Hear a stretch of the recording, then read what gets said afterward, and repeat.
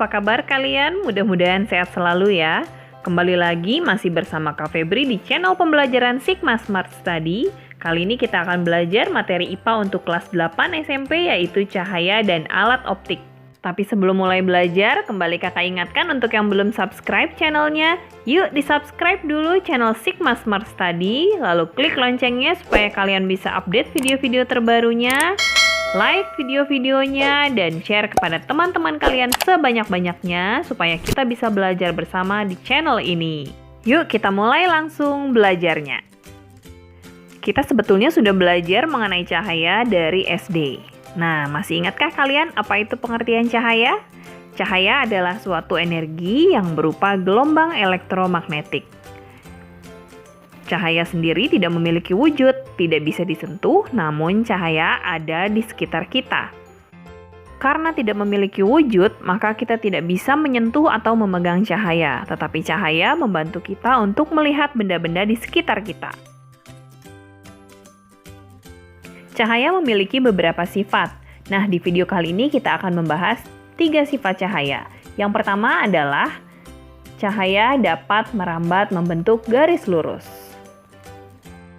Apa buktinya cahaya dapat merambat lurus? Nah, perhatikan ilustrasi berikut ini. Pada ilustrasi di bawah ini, sumber cahayanya adalah api dari lilin.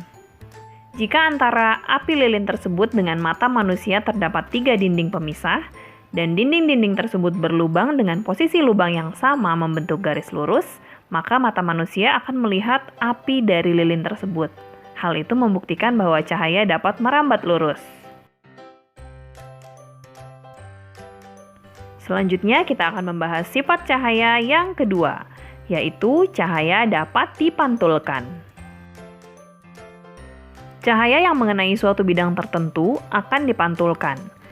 Ada 2 macam pemantulan. Yang pertama adalah pemantulan teratur atau biasa disebut specular reflection. Pemantulan teratur ini terjadi apabila cahaya datang dan menyentuh bidang yang rata. Cahaya datang, kemudian bersentuhan dengan permukaan yang rata sehingga dihasilkan pemantulan yang teratur. Cahaya memantul pada permukaan rata akan menghasilkan sudut datang dan sudut pantul yang sama besar. Contoh pemantulan cahaya teratur adalah bayangan yang terbentuk pada saat kita bercermin. Ketika kita bercermin, terjadi pemantulan cahaya yang sempurna.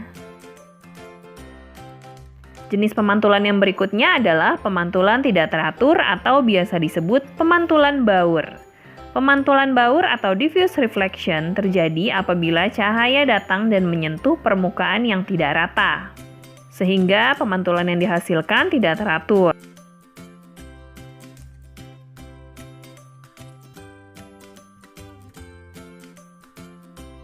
Contoh pemantulan baur adalah pada saat kita bercermin atau melihat bayangan kita di permukaan air yang bergelombang. Berikutnya kita akan membahas hukum Snellius 1 pada pemantulan cahaya. Perhatikan ilustrasi berikut ini. Sinar datang atau incident ray akan menghasilkan sinar pantul atau reflection ray. Di antara sinar datang dan sinar pantul ada garis normal yang tegak lurus dengan bidang pemantulan. Bunyi hukum Snellius 1 adalah sinar datang, sinar pantul, dan garis normal terletak pada satu bidang datar. Berikutnya, hukum Snellius 2. Perhatikan hukum Snellius 2 pada pemantulan cahaya berikut ini. Antara garis normal dengan sinar datang membentuk sudut datang atau I. Sudut datang adalah sudut yang terbentuk antara sinar datang dengan garis normal. Sementara antara garis normal dengan sinar pantul terbentuk sudut pantul atau R, yaitu sudut yang terbentuk antara sinar pantul dengan garis normal. Nah, hukum Snellius 2 menyatakan bahwa sudut datang atau I sama besar dengan sudut pantul atau R. Supaya lebih paham, yuk kita coba kerjakan contoh soal berikut ini. Perhatikan ilustrasi di bawah ini. Jika suatu cahaya datang menghasilkan suatu pemantulan, sehingga terbentuk sudut antara sinar datang dengan sinar pantul sebesar 60 derajat. Berapakah besar sudut datangnya? Seperti yang sudah kita bahas tadi, ada garis normal yang merupakan garis tegak lurus dengan bidang pemantulan, sehingga terbentuk I. Sudut I adalah sudut antara garis normal dengan sinar datang, dan sudut R yaitu sudut yang terbentuk antara sinar pantul dengan garis normal. Nah, karena I ditambah dengan R adalah 60 derajat dan I sama dengan R atau I sama besar dengan R, maka kita tinggal bagi 2. 60 derajat dibagi 2, hasilnya I sama dengan 30 derajat.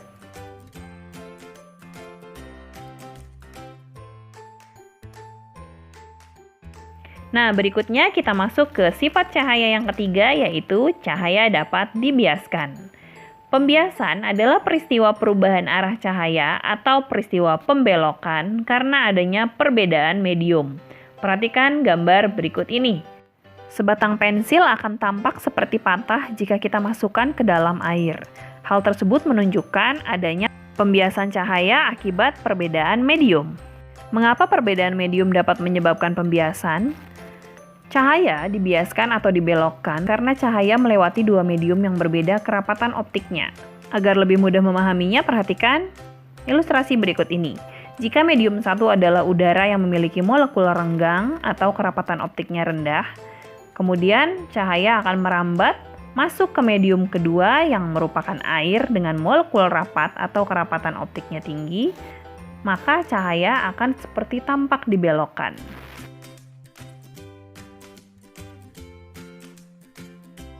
Mari kita bahas hukum Snellius mengenai pembiasan cahaya. Perhatikan ilustrasi berikut ini. Sinar yang datang dari medium dengan kerapatan renggang menuju ke medium dengan kerapatan tinggi akan menghasilkan sinar datang dan sinar bias, di mana sinar datang dan sinar bias tersebut akan membentuk sudut dengan garis normal. Sudut yang terbentuk antara sinar datang dengan garis normal disebut dengan sudut datang atau I. Sementara sudut yang terbentuk antara sinar bias dengan garis normal kita sebut sudut bias atau R. Sinar datang dari medium dengan kerapatan renggang yang memasuki medium dengan kerapatan tinggi, sinar biasnya akan dibelokkan mendekati garis normal.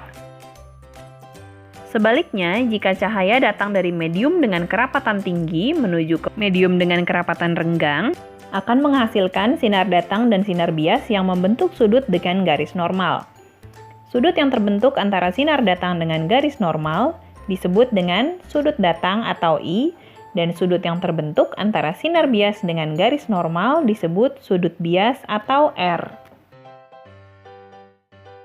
Jadi, sinar datang dari medium dengan kerapatan tinggi yang memasuki medium dengan kerapatan renggang akan menghasilkan sinar bias yang dibelokkan menjauhi garis normal.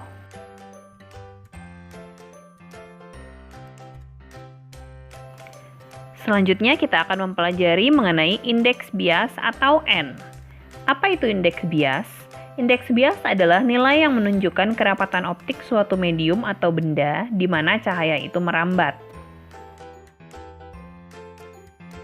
Indeks bias dapat dihitung dengan rumus sebagai berikut. N sama dengan C dibagi V, di mana N adalah indeks bias, C adalah kecepatan cahaya pada ruang hampa sebesar 3 kali 10 pangkat 8 meter per second, dan V adalah kecepatan cahaya pada medium dengan satuan meter per second. Yuk kita coba kerjakan contoh soal berikut ini. Suatu robot menembakkan cahaya dari matanya ke kaca tebal. Jika cepat rambat cahaya di dalam kaca adalah 2 kali 10 pangkat 8 meter, berapakah indeks bias kaca? Nah, yang diketahui berarti V 2 kali 10 pangkat 8 meter per second, dan C adalah 3 kali 10 pangkat 8 meter per second. Yang ditanyakan adalah N. Tinggal kita bagi ya, C dibagi V, 10 pangkat 8 bisa kita coret, jadi tinggal 3/2, hasilnya adalah 1,5. Berikutnya kita akan mempelajari mengenai hubungan indeks bias dengan kecepatan cahaya pada medium. Jika cahaya melewati medium yang memiliki kerapatan optik atau indeks bias yang besar, maka kecepatan cahaya saat melewatinya akan menurun. Jadi berarti hubungannya berbanding terbalik ya. Perhatikan ilustrasi berikut ini. Jika medium 1 adalah udara yang memiliki kerapatan rendah, kemudian sinar datang melewati medium 1 dan memasuki medium 2 yang memiliki kerapatan lebih tinggi, maka kecepatan cahayanya justru akan menurun karena kerapatan atau indeks bias yang semakin tinggi. Hubungan indeks bias dan kecepatan cahaya pada medium dapat dirumuskan sebagai berikut. N1 dikali V1 sama dengan N2 dikali V2, di mana N1 adalah indeks bias medium asal cahaya, V1 adalah kecepatan cahaya di medium pertama atau medium asal cahaya, N2 adalah indeks bias medium yang dituju, dan V2 adalah kecepatan cahaya di medium yang kedua atau medium yang dituju. Nah, supaya makin paham, yuk kita coba kerjakan contoh soal berikut ini. Cahaya merambat dari air ke kaca dengan kecepatan di air 2,25 kali 10 pangkat 8 meter per second. Jika indeks bias air adalah 1,33 dan indeks bias kaca 1,54, hitunglah kecepatan cahaya di kaca. Kita tulis dulu yang diketahui adalah indeks bias di air 1,33 itu N1, kemudian V1-nya adalah kecepatan di air 2,25 kali 10 pangkat 8 meter per second, dan indeks bias kaca 1,54. Yang ditanyakan adalah kecepatan cahaya di kaca atau V2-nya. Kita gunakan rumus yang tadi ya, N1 kali V1 sama dengan N2 dikali V2. Maka V2 berarti N1 dikali V1 dibagi N2. Kita masukkan angka-angkanya, lalu dihitung hasilnya adalah 1,94 kali 10 pangkat 8 meter per second.